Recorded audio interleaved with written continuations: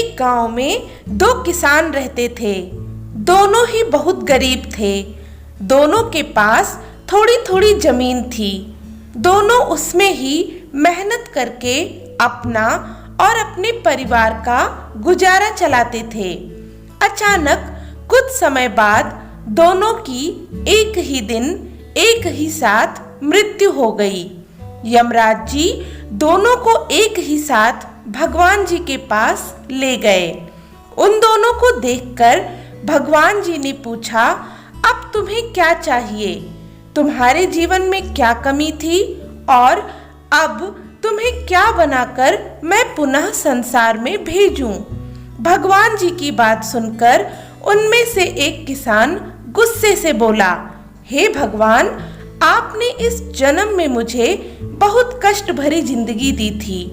आपने कुछ भी नहीं दिया था मुझे। पूरी जिंदगी बैलों की तरह मैंने खेतों में काम किया। जो कुछ भी कमाया वह बस पेट भरने में ही लगा दिया।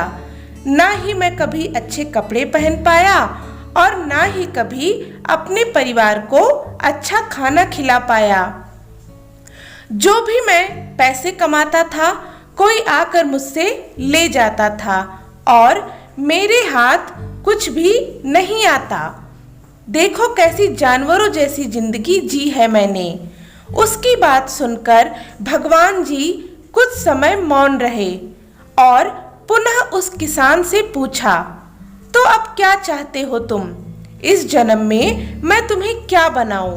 भगवान जी का प्रश्न सुनकर किसान बोला, भगवान, आप कुछ ऐसा कर दीजिए कि इस जन्म में मुझे किसी को कुछ भी देना ना पड़े। मुझे तो बस चारों तरफ से पैसा ही पैसा मिले। अपनी बात कहकर वह किसान चुप हो गया। भगवान जी ने उसकी बात सुनी और कहा, तथास्तु, अब तुम जा सकते हो। मैं तुम्हें वैसा ही जीवन दूंगा जैसा तुमने मांगा है। उसके जाने के बाद भगवान जी ने पुनः दूसरे किसान से पूछा, अब तुम बताओ, तुम्हें क्या बनना है? तुम्हारे जीवन में क्या कमी थी? तुम क्या चाहते हो? उस किसान ने भगवान जी के सामने हाथ जोड़ते हुए कहा, हे भगवान, आपने मुझे सब कुछ दिया है। मैं आपसे क्या मांगूं? आपने मुझे एक अच्छा परिवार दिया, मुझे कुछ जमीन दी जिस पर मेहनत करके मैंने अपने परिवार को एक अच्छा जीवन दिया। मुझे और मेरे परिवार को आपने खाने के लिए भरपेट भोजन दिया है। मैं और मेरा परिवार कभी भी भूखे नहीं सोए। बस एक ही कमी थी मेरे जीवन में जिसका मुझे पूरे जीवन अफसोस रहा और आज भी है। कभी कभी मेरे दरवाजे पर कुछ भूखे और प्यासे लोग आते थे, लेकिन कई बार भोजन की कमी होने के कारण मैं उन्हें भोजन नहीं दे पाता था और वे मेरे दरवाजे से भूखे प्यासे ही लौट जाते थे। ऐसा कहकर वह चुप हो गया। भगवान जी ने उसकी बात सुनी और पूछा, तो क्या चाहते हो तुम? इस जन्म में तुम्हें क्या बनाऊं?